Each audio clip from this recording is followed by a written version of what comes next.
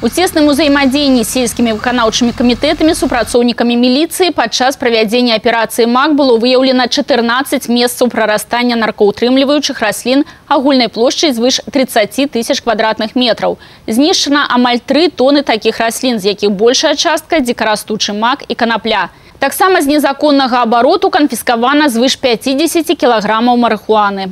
Сотрудниками отделения по наркоконтролю и противодействию торговле людьми Брестского РУВД около поселка Муховца на растительном канале было обнаружено произрастание конопли. В целом на территории Брестской области во время проведения данной программы было возбуждено 8 уголовных дел за незаконный оборот наркотиков. Были привлечены граждане, которые имели причастность к распространению наркотиков на территории Брестской области.